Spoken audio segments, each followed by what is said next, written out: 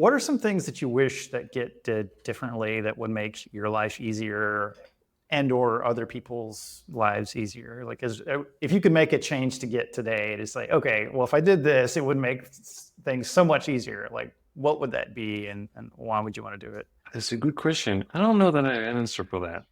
I'm thinking because yeah, a lot of I don't know, Git is pretty tight, right? Like the model is pretty solid. Um, I'm gonna avoid that. I'm gonna evade that question and go slightly to the design side. I think something in Git that's made my life really hard is the terminology. It is so bad, so bad. And no offense to the people who came up with it, like it's extremely hard to come up with good terminology. And when you do it like over, I don't know, 5, 10 years, like how long the core terminology Git came along. And like, anyway, no offense, right? I appreciate how hard it is.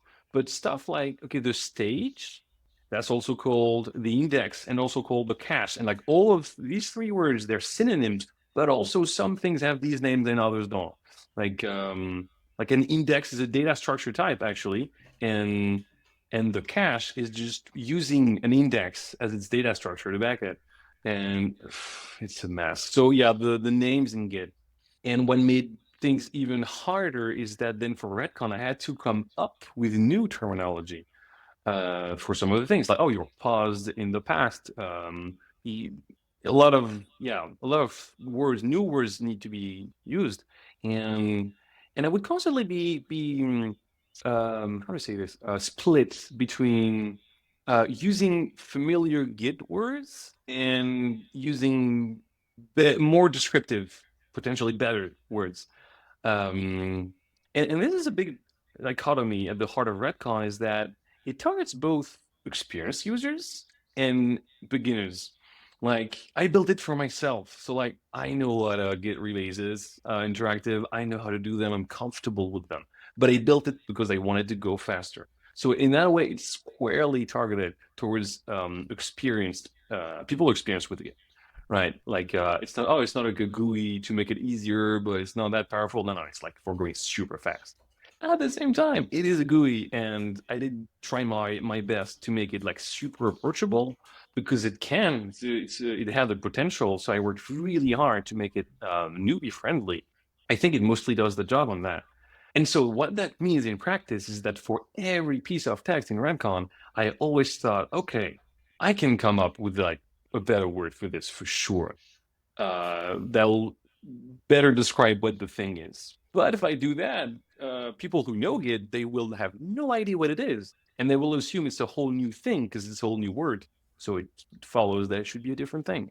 And there was such a thing. Like for fixups, you can fix up in Redcon, which is like a squash, but you don't keep the message. So most people know squash by name, but fixup is the thing you often want to do because if you had a temporary commit, you don't care about this message. And none of these words is descriptive. I mean, squash may be okay, but that's not what Retcon does, so that would be misleading. Fix up, no one knows what fix up means. So it's like, do I call that merge? Oh, no, I can't. Merge means something in Git. Do I call that flatten? That's weird. It was the case for a while. It said flatten there. And like, yeah, there's just that thing went through many iterations, and now it's fixed up. Because I'm like, okay, if I can't find a great word, might as well use the one that some people will know already. And same thing for, that was a big challenge, deleting commits. So in Redcon, you can delete commits. You can do a hard reset or a soft reset. So you can delete a commit and discard the changes it contains, or just delete the commit but keep the changes it contains. And that took so long to find the right terminology for this, like the menu names. And in the end, I went with something very descriptive, like delete commit, and the other one is delete commit and keep changes or discard changes. Anyway, so you see them by one side by side, and you kind of understand what they means in this way. But it took a while to get there because, yeah, delete commit, delete changes, delete commit and changes, only delete commits was like only. What do you mean only? Just yeah. So that's I think one of the hardest part of building a Git client was that finding the right terminology that would respect the existing one, but also could extend it and be very concise and be less confusing. That was a trip. Yeah, when I was learning about Git, I was surprised to learn about its origins, that it didn't start as what we all know as a version control system, and it was more of like this weird database of things. And then what we have as Git today kind of emerged from that. So lots of Mm. complexity hidden there for sure. So going back to Retcon a little bit, Sure. to me, it seems like you're tackling UX challenges in Git Yeah. that you want to fix, whether it's rewriting history, Command Z. Are there other things that you want to fix with Git that you think have less than stellar UX? Oh, good question again.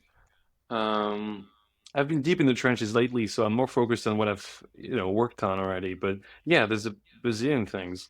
The core Git model is really nice. Like the concepts are, it's really well thought out. But yeah, there's so much to change.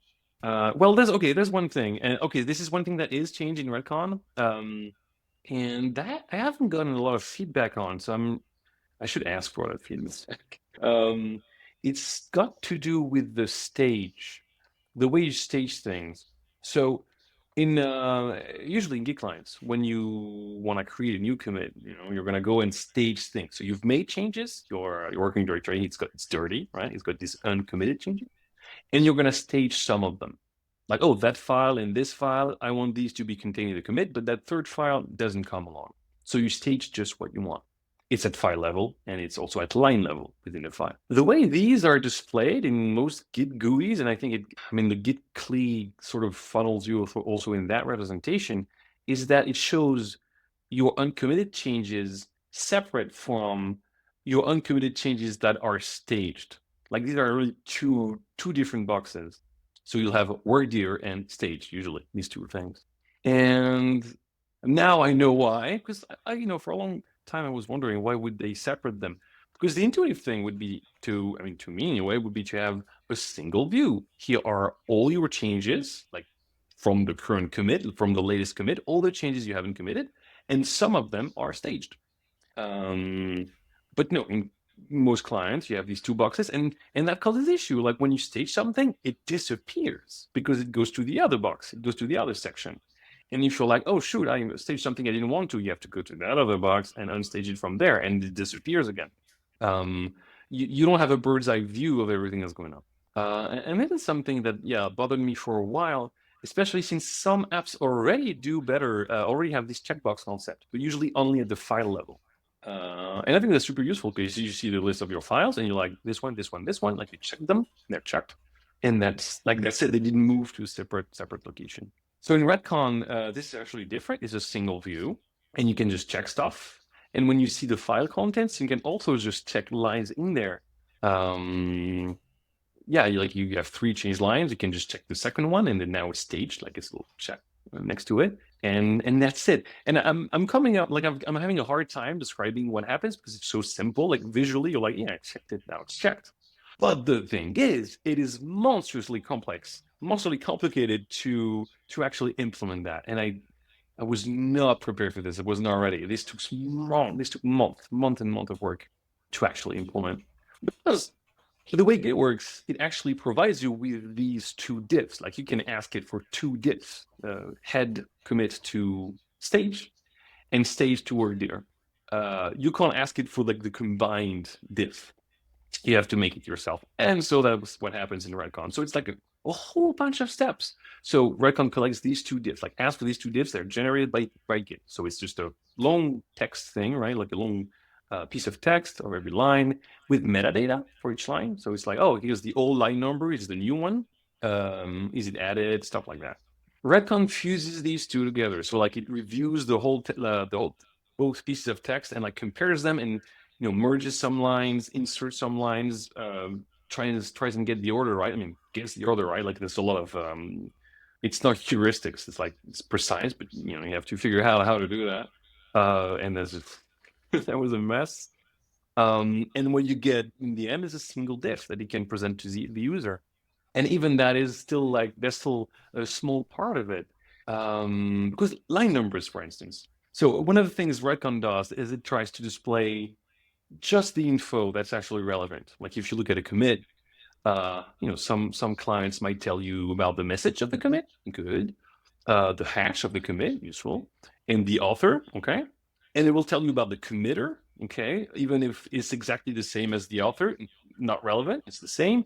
And it'll tell you about the hash of the parents, okay? That's a little too much. Some clients even tell you about the hash of the tree of the commit, and I think 90% of people don't know what the tree of a commit is, and they're right. They don't have to know. This is really irrelevant information.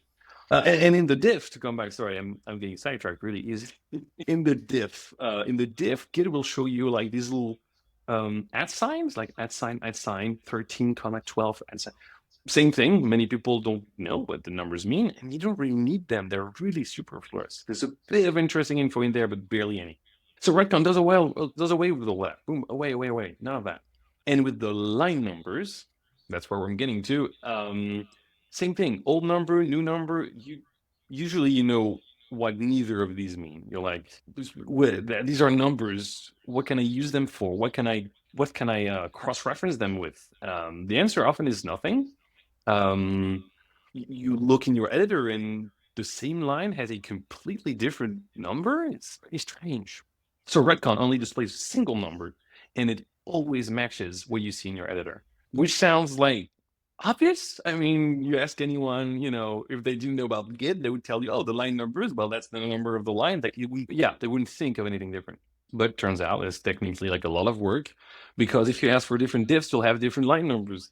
So when you have the stage diff, oftentimes, you have two numbers, and one of them, sometimes you don't even have the number you need, is what I'm getting at.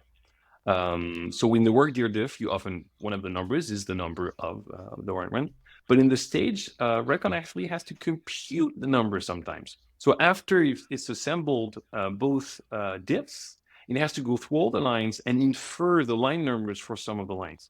Once again, like it's deterministic, like it's not a plausible heuristic or something, but it does have to, from context, compute the line numbers for lines in the stage mostly. If a line is in the stage under some circumstances, Git just doesn't tell you about this line number. And so I say, like I just told you about all of that, all these computations, all these things it does, and the result is, you look at Retcon, you look at the file, it's got 3 lines. You select line number 2, it says number 2. You stage it, and now it's checked. Nothing else has changed, and you think, hey, nothing else has changed. And that is so wrong. That is so untrue. Actually, like the diff is like the line comes from a completely different source, and the number 2 was previously given by Git, but now it's computed based on context. But visually, nothing has changed, and there was so much work to get to that space, to that spot where it's stable, like you would expect.